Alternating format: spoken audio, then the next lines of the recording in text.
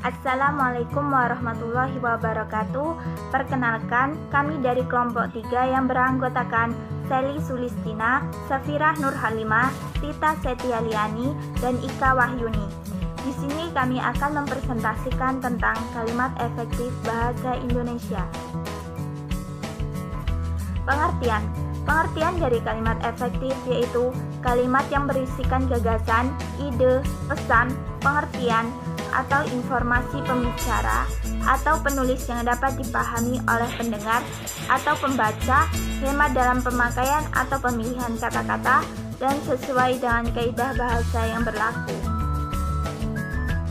Suatu kalimat dapat dikatakan sebagai kalimat efektif jika memenuhi kriteria sebagai berikut. Yang pertama yaitu mudah dipahami oleh pendengar atau pembacanya. Yang kedua, tidak menimbulkan kesalahan dalam menafsirkan maksud sang penulis. Kemudian yang ketiga, menyampaikan pemikiran penulis kepada pembaca atau pendengarnya dengan tepat. Fungsi kalimat efektif. Fungsi utama kalimat efektif yaitu untuk memudahkan pembaca atau pendengar dalam memahami kalimat yang diucapkan oleh penulis yang ada dalam kalimat. Selain itu, kalimat ini juga digunakan untuk memperindah bacaan sebuah kalimat, sehingga kalimatnya bisa terdengar nyaman ketika dibaca oleh peserta. Kalimat efektif dapat juga digunakan untuk yang pertama yaitu menyampaikan argumentasi atau ide, kemudian dapat juga digunakan untuk berpidato di depan umum. Yang ketiga yaitu untuk berorasi, berbicara dengan orang penting, dan yang keempat yaitu menyampaikan pendapat di depan umum. Jenis-jenis kalimat efektif. Yang pertama yaitu terdapat kalimat argumentasi. Sebuah kalimat argumentasi harus mudah dipahami atau mudah dimengerti oleh pembaca atau pendengar. Kalimat ini tidak boleh bersifat ambigu dan tidak jelas. Contoh kalimat argumentasi. Besok saya tidak bisa mengikuti acara ini karena akan pergi ke Yogyakarta. Jenis-jenis kalimat efektif yang kedua yaitu kalimat dalam penyampaian ide atau gagasan. Saat kita menyampaikan sebuah ide, harus menggunakan kalimat efektif agar mudah dipahami dan tidak terkesan terbelit-belit, apalagi jika sampai menimbulkan kesalahpahaman. Contoh, menurutku acaranya akan lebih tepat kita undur setelah sholat Jumat saja agar para peserta laki-laki yang beragama Islam bisa ikut acara ini sampai selesai. Kemudian, yang ketiga yaitu kalimat formal. Kalimat formal sudah dipastikan akan menggunakan kalimat efektif, karena bila dalam peraturan daerah atau undang-undang menggunakan bahasa alay atau bahasa yang tidak efektif, tentu akan menjadi tidak jelas dan multitafsir. Ini akan sangat berbahaya sekali. Contohnya, diharapkan kepada calon pegawai untuk mengikuti ujian seleksi tertulis yang akan dilaksanakan tanggal 4 Maret 2020 pukul 7.30 waktu Indonesia Barat di GOR Among Progo.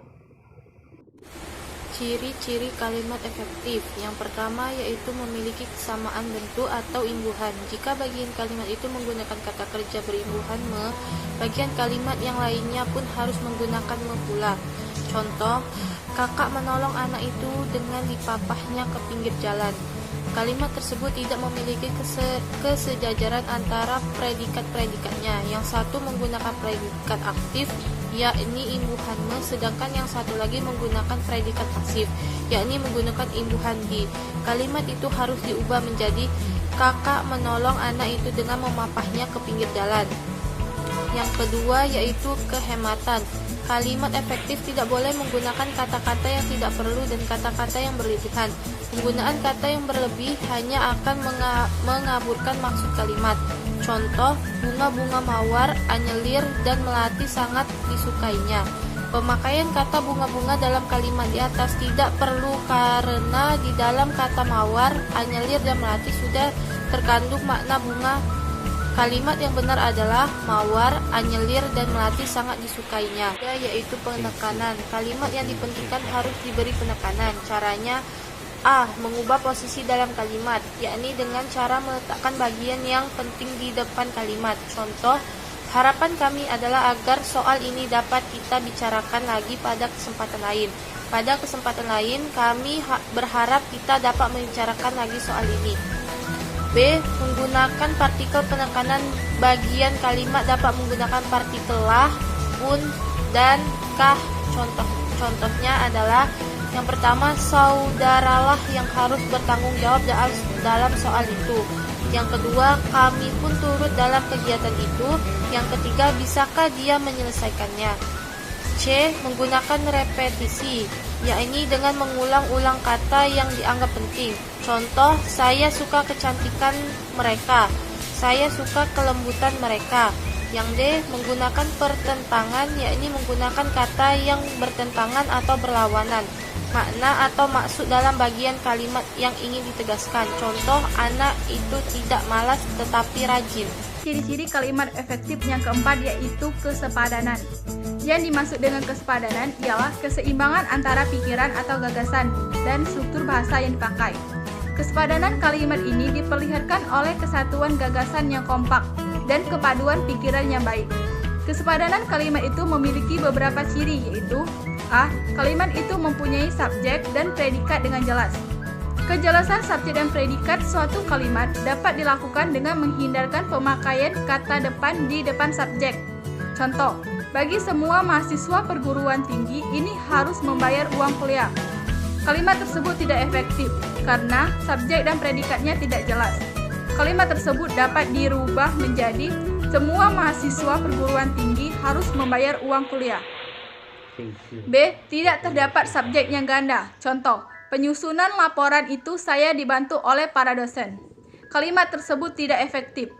Kalimat tersebut dapat dirubah menjadi dalam menyusun laporan itu saya dibantu oleh para dosen. C. Kalimat penghubung intra kalimat tidak dipakai pada kalimat tunggal. Contoh, kami datang agak terlambat sehingga kami tidak dapat mengikuti acara pertama. Kalimat tersebut tidak efektif. Kalimat tersebut dapat dirubah menjadi kami datang terlambat. Oleh karena itu, kami tidak dapat mengikuti acara pertama. D. Predikat kalimat tidak didahului oleh kata yang. Contoh, bahasa Indonesia yang berasal dari bahasa Melayu. Kalimat tersebut tidak efektif. Kalimat tersebut dapat dirubah bahasa Indonesia berasal dari bahasa Melayu. Ciri-ciri kalimat efektif yang kelima yaitu kelogisan. Maksudnya, kalimat efektif harus mudah dipahami.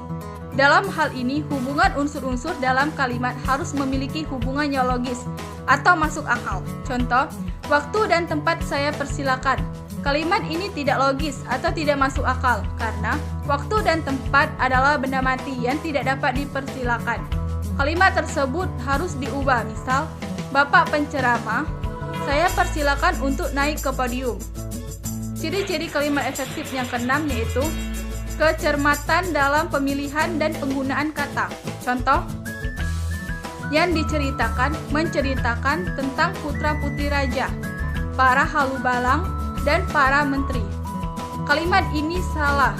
Pilihan katanya karena dua kata yang bertentangan, yaitu diceritakan dan menceritakan. Kalimat itu dapat diubah menjadi yang diceritakan ialah putra-putri raja, para halubalang, dan para menteri.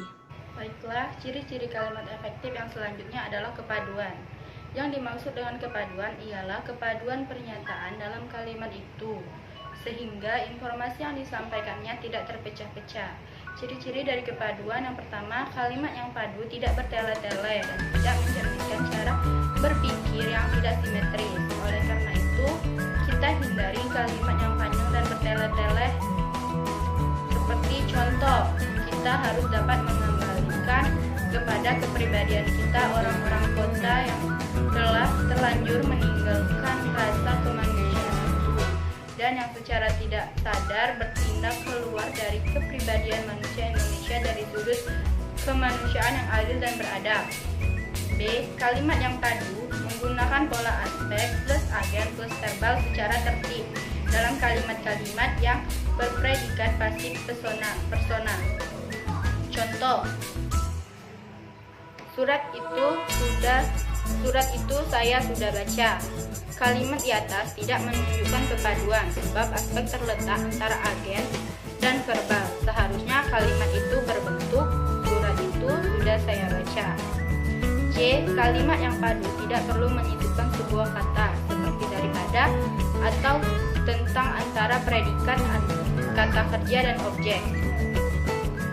Contoh, mereka membicarakan daripada kehendak rakyat.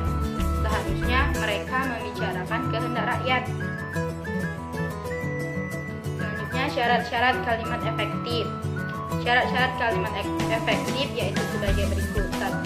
Secara tepat mewakili pikiran pembicara atau penulisnya. 2. Memiliki struktur yang baik. 3. Tidak ambigu. 4. Logis atau sesuai nalar. 5. Menghemat kata. Dan 6. Sistematis. Selanjutnya, unsur-unsur kalimat efektif. Kalimat efektif merupakan kalimat yang disusun dari subjek, predikat, objek, dan keterangan. Yang pertama, subjek. Subjek merupakan pokok pembicaraan dari sebuah kalimat.